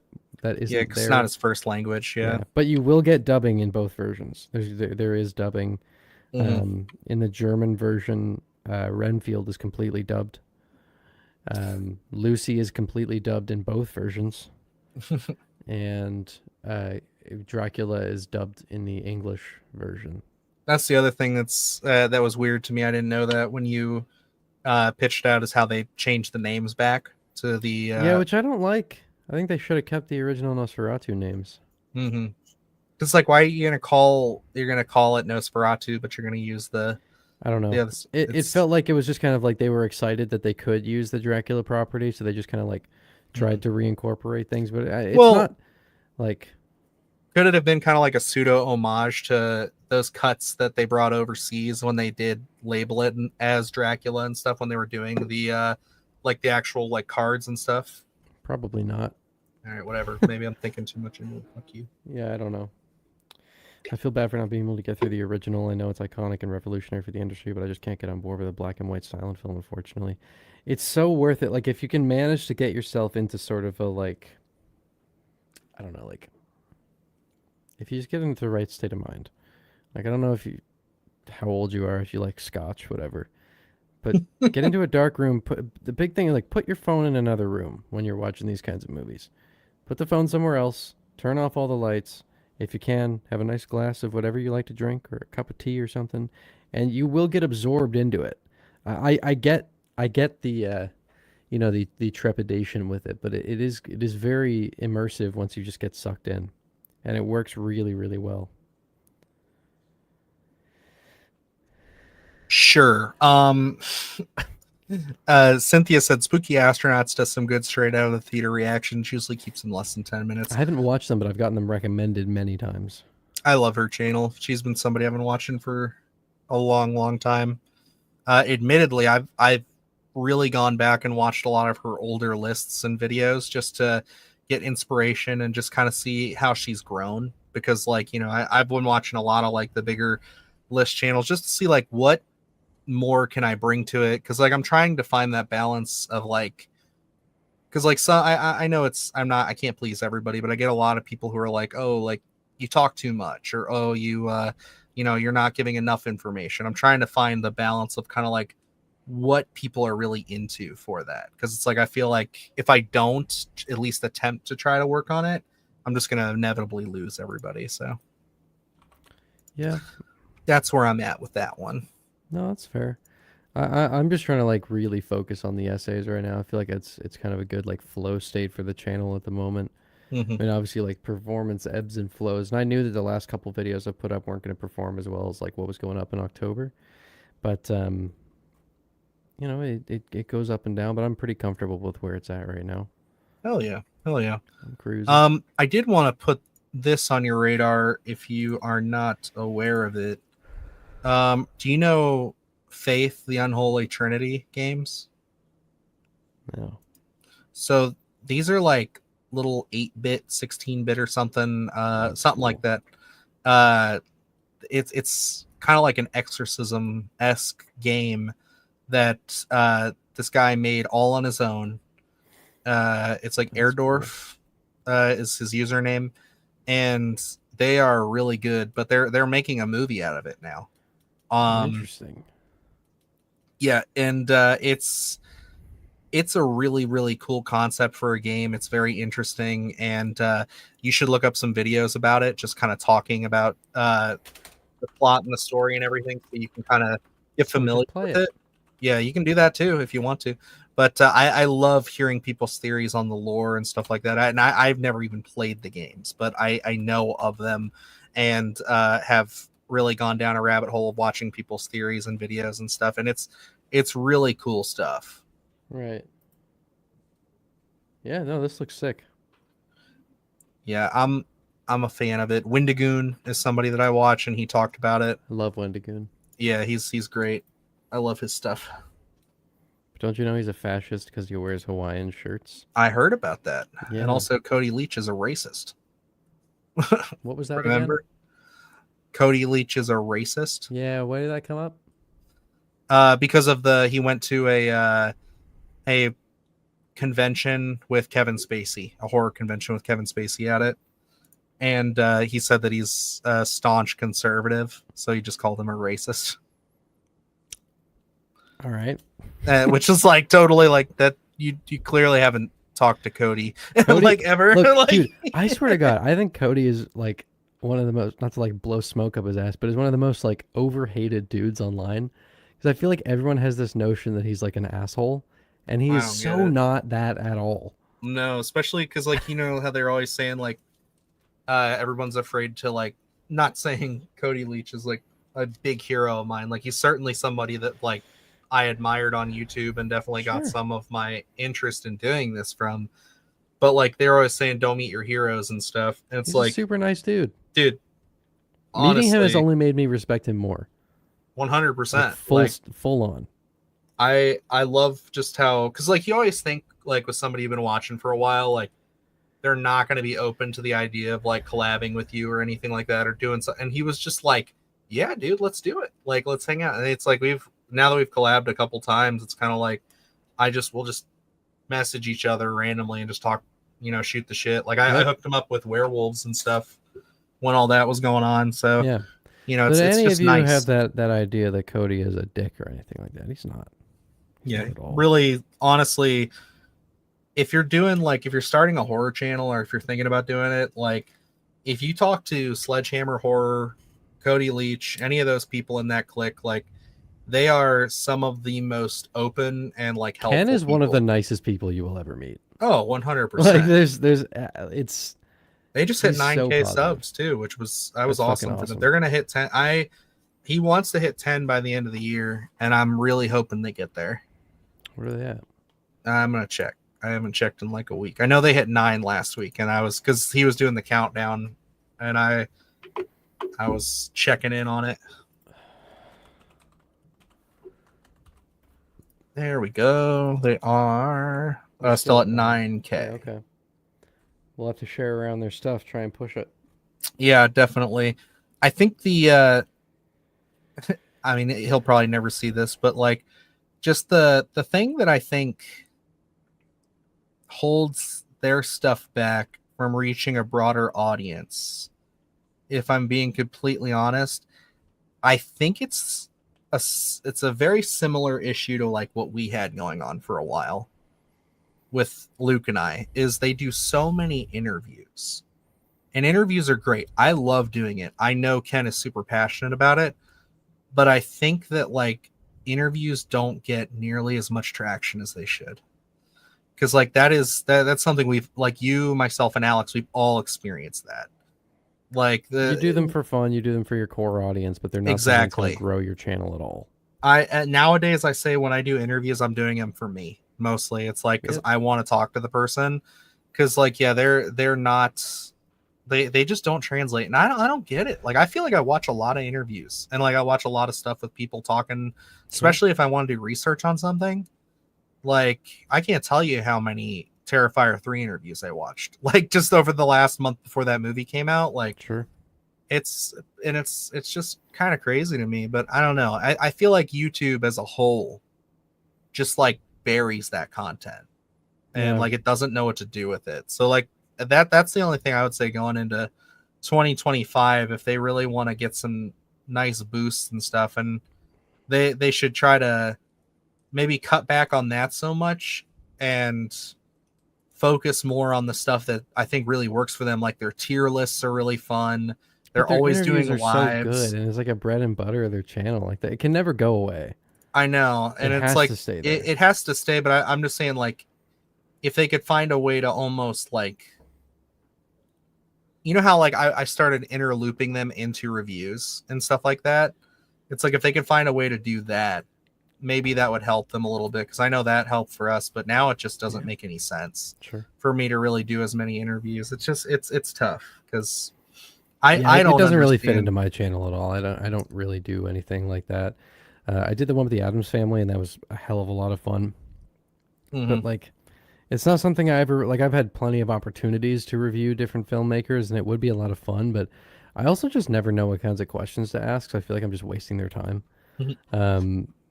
there would be, I mean, there's like obviously some people I would love to chat with. Like if I had the opportunity to talk to like Robert Eggers or Mike Flanagan, obviously I would fucking do that. Um, but it's not something I usually seek out just because I don't feel like I have much to contribute. Yeah, I think like that's something that you have to develop for sure. You have to kind of start to you have to, that's where like research and things like that really come into play too, Yeah. where it's like you have to watch other interviews to try to figure out what people have been asked, what people haven't, so that way you're not like beating a dead horse with them, because I know that's something that'll kill an interview's energy Yep. so fast. The kinds of things that I like are when I can write something on my own time and shoot it without the pressure of anyone else to have to bounce off of. Like I'm like I love doing the show obviously, but I'm not like a overly social person. Like I have a group of friends that I'll hang out with, but I'm not like talkative all the time. Like I'm fairly quiet when I'm not recording. I'll sit in the corner and just watch a room play out for a while. So like interviews are not really my strong suit where that's concerned, but it's fun once in a while when you get some people that you actually are like. I feel like if you only do interviews when it's something where like I have to talk to them, then you're probably going to give a good interview because it's like something you're interested in. Mm-hmm. Yeah, and I think one of the things like that we're trying to do that I think really worked well for like the last one I did with Stephen C. Miller was like I'm trying to find a way to incorporate like the interviews or like the guest more in our content than just the like, oh, we're gonna sit down and talk about your movie. Like we're gonna do that and we're gonna post that part, but like I want you to participate in some kind of way. And that was something that I had a lot of fun with by having him list all 5 of his picks for the movie. Speaking of what we were hinting towards, I'm definitely gonna do that for him. Yeah, that I am gonna do. Because like it just makes sense, and I think we'll talk more about it after this here in a minute. But I really think that at the end of the day, the point I was making with all of this is that Sledgehammer Horror, if you're thinking about starting a horror podcast, they are some of the most open and kind people, and they will absolutely be a benefit to just getting to know them, getting some advice from them, because they know everything. They were the ones that motivated like Luke and I to kind of go outside of our bubble as far as just like not just talking to Evan and Alex.